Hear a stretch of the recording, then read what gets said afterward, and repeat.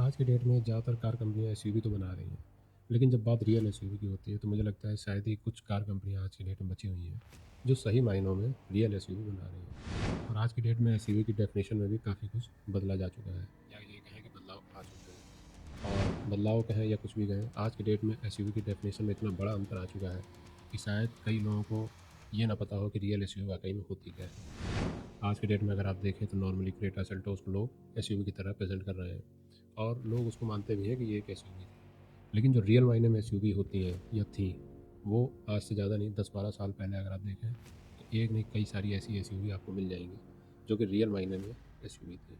आज इसी की बात करेंगे कि कौन सी रियल एसयूवी है, कौन सी फेक एसयूवी है, और कौन सी कार कंपनी आज की डेट में रियल एसयूवी आज भी बना रही है। तो चलिए शुरू करते हैं। मैं हूँ अभिषेक, गाड़ी बस 247 में आपका स्वागत है। सबसे पहले अगर हम शुरुआत करें तो मित्सुबिशी पजेरो की हम बात करेंगे, पजेरो स्पोर्ट की या कहें तो। ये गाड़ी जब आई थी तो इसके सेगमेंट में कई सारी और भी गाड़ियाँ थी जो रियल एसयूवी थी, लेकिन फिर भी इस गाड़ी का एक अलग ही रुतबा था। ये गाड़ी proper 4x4 body on frame और दमदार डीजल इंजन के साथ आती थी। साथ ही साथ अब क्योंकि मित्सुबिशी एक जैपनीज़ ब्रांड है तो इसमें आपको जैपनीज़ टेक्नोलॉजी की रिलायबिलिटी भी आपको मिलनी तय थी। और गाड़ी का डिज़ाइन कहें या इसका एग्रेसिव पोस्चर कहें या इसका बॉक्सी डिज़ाइन कहें, ये आज की एसयूवी से कहीं ज़्यादा एक तरीके से कह सकते हैं अलग था, या ये कहें एकदम भौकाली था। तो इसका जो फ़ील था वो आज की डेट में बहुत ही कम एसयूवी हैं जो दे पाएंगी। इस तरीके से अगर आप देखें तो मित्सुबिशी पजेरो स्पोर्ट जो है उसकी बराबरी कर पाना आज की डेट में ज़्यादातर एसयूवी के बस की बात नहीं है। और वैसी एसयूवी अब फिर से इंडिया में आएगी या नहीं आएगी इसके बारे में कुछ कहा नहीं जा सकता है। लेकिन जिन्होंने भी इस एसयूवी को चलाया है या फील किया है उनको पता है कि ये एसयूवी क्या थी और इसकी क्या वैल्यू थी। तो ये तो एक एसयूवी थी जो उस टाइम पे आती थी, ये ज़्यादा नहीं 2014-15 की बात है। और उसी टाइम पे अगर हम देखें तो एक ऐसी एसयूवी थी जिसको मुझे लगता है कि ज़्यादातर लोग जानते होंगे, वो थी फोर्ड की इंडेवर। हालांकि फोर्ड कंपनी यहाँ से जा चुकी है, इंडेवर भी डिसकंटिन्यू कर दी गई थी, लेकिन फोर्ड इंडेवर जब अपने नए रूप में लॉन्च करी गई थी तो उसका अलग ही भौकाल था। उसके सामने इवन फॉर्चूनर भी कम ही लगती थी। जो उसका 3.2 लीटर का 5 सिलेंडर वाला इंजन था, उसकी बराबरी मुझे नहीं लगता है आज की डेट में भी कोई गाड़ी करती होगी। चाहे इस सेगमेंट की बात करें या इससे एक सेगमेंट ऊपर भी अगर हम चले जाएँ, वहाँ पे भी आपको ऐसा इंजन मिलना मुश्किल ही है।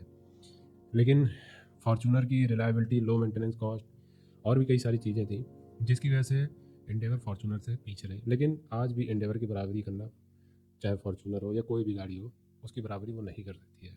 या उस टाइम पे भी इंडेवर की बराबरी फॉर्चूनर जैसी कोई भी गाड़ी नहीं करती थी। उसका स्टांस हो या उसके फीचर्स हो या उसकी लग्जरी हो या उसका इंजन हो, किसी भी चीज़ में अगर आप देखें वो गाड़ी कहीं से भी कम नहीं थी। उस गाड़ी में दमदार डीजल इंजन थे और साथ ही बॉडी ऑन फ्रेम चैसी। और फोर्ड का जो ऑफ रोडिंग का हार्डवेयर है वो सिर्फ इंडिया में ही नहीं, पूरी दुनिया में लोग इसके बारे में जानते हैं।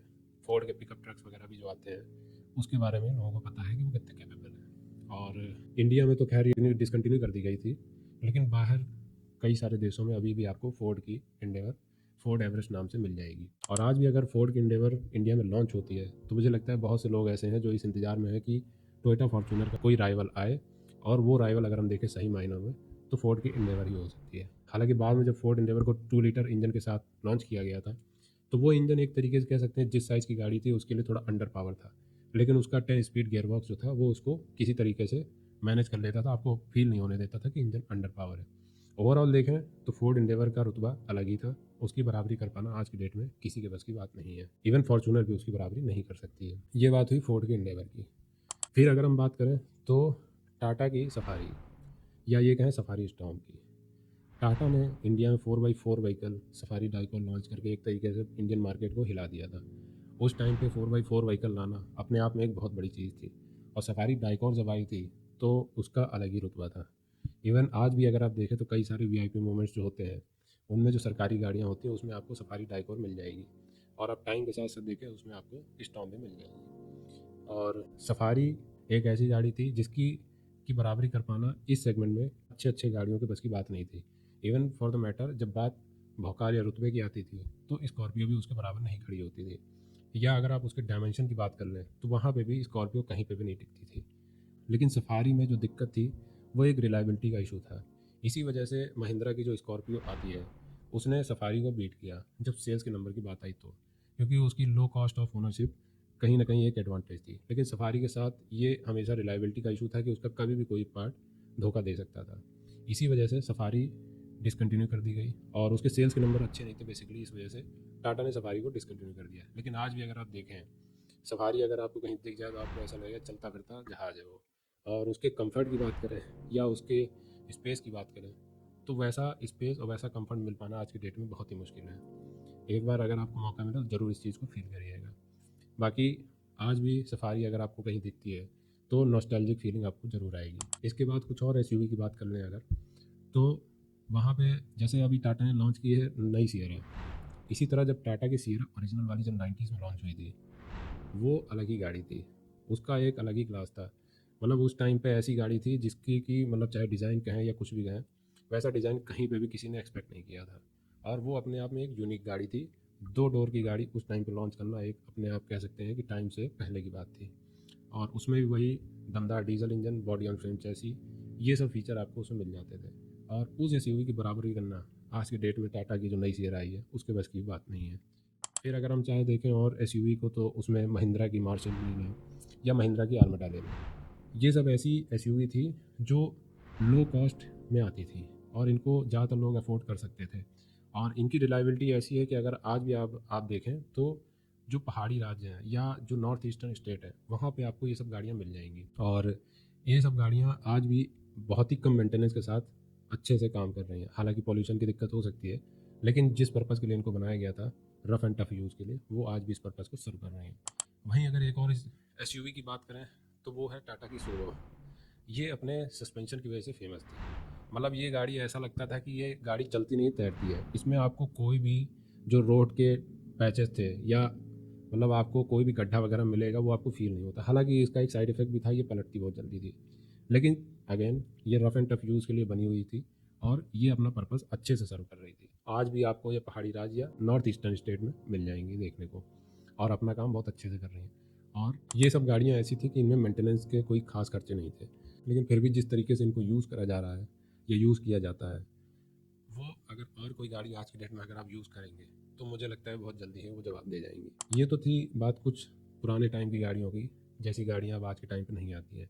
इसमें आप एक और गाड़ी ऐड कर सकते हैं, वो है टोयोटा की फॉर्च्यूनर, जो 3 लीटर के इंजन के साथ आती थी। बॉक्सी डिज़ाइन था और एक तरीके से कह सकते हैं इंडिया में नए टाइम पे, जो हाल फिलहाल का टाइम था 2008-10 का, उस टाइम पे एसयूवी, प्रॉपर एसयूवी लाना एक बहुत बड़ी बात थी। और एक तरीके से कह सकते हैं टोयोटा फॉर्च्यूनर ने इस ट्रेंड को सेट किया था।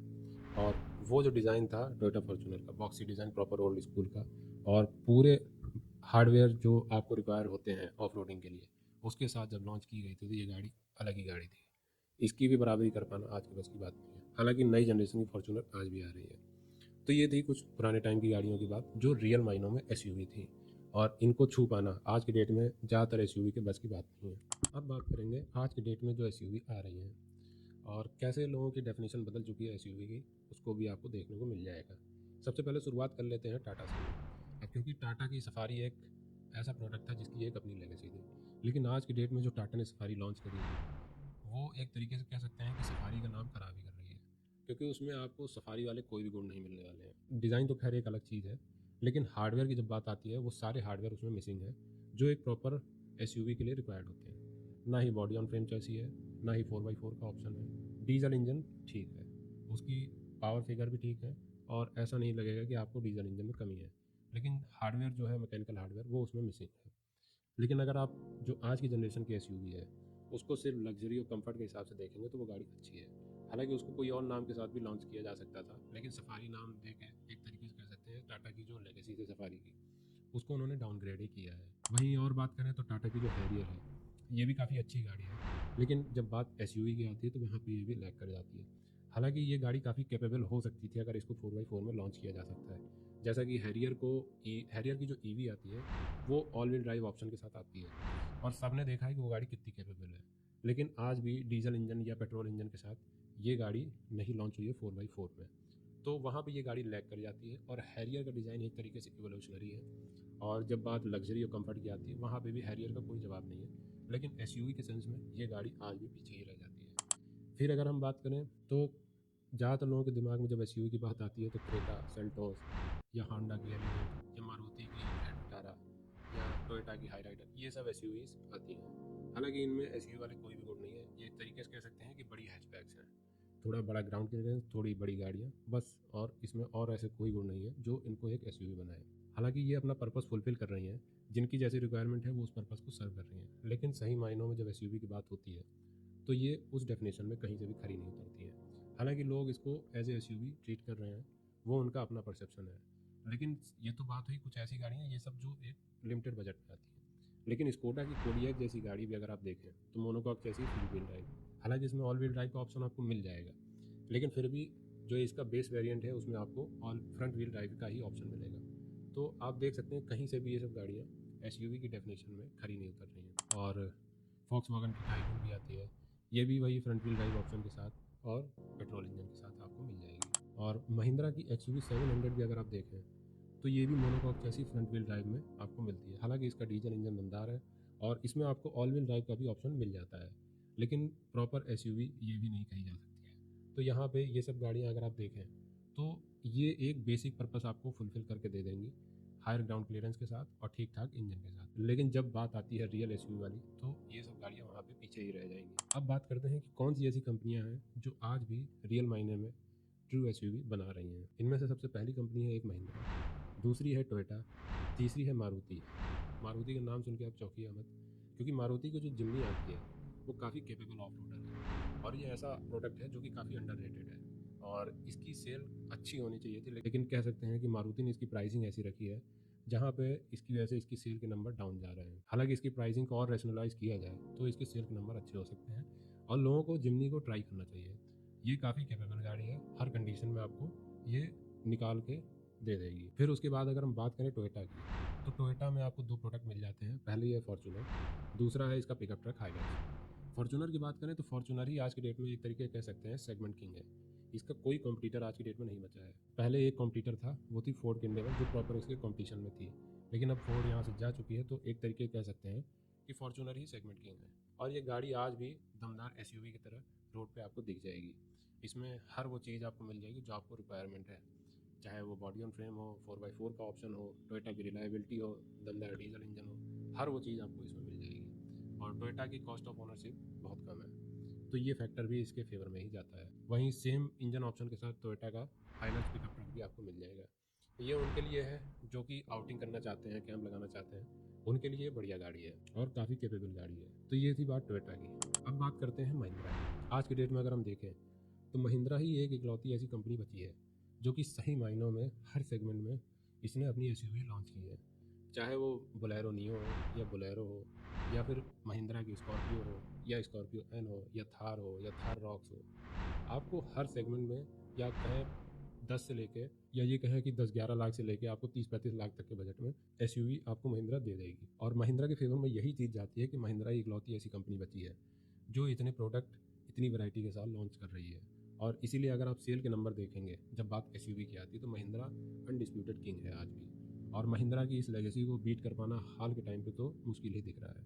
हालांकि टाटा अब थोड़ी अपनी स्ट्रेटजी बदल रहा है सियरा के लॉन्च के बाद से, और हो सकता है आने वाले टाइम में आपको Sierra all wheel drive option के साथ मिल जाए, और हो सकता है कि इसके बाद आपको हैरियर और सफारी दोनों पेट्रोल और डीजल इंजन में ऑल व्हील ड्राइव ऑप्शन के साथ भी देखने को मिल सकती है।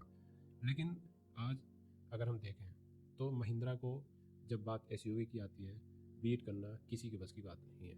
इसके सारे प्रोडक्ट ऐसे हैं जो कि कैपेबल हैं और उन्होंने अपने आप को प्रूव किया है।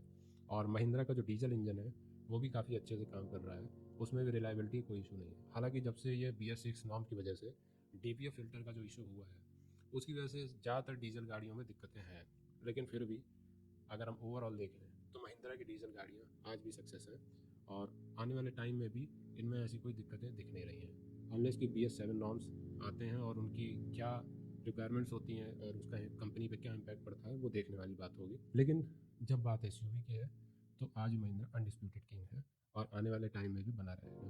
तो ये था आज का वीडियो, मिलते हैं अब नेक्स्ट वीडियो किसी और टॉपिक के साथ। Thank you.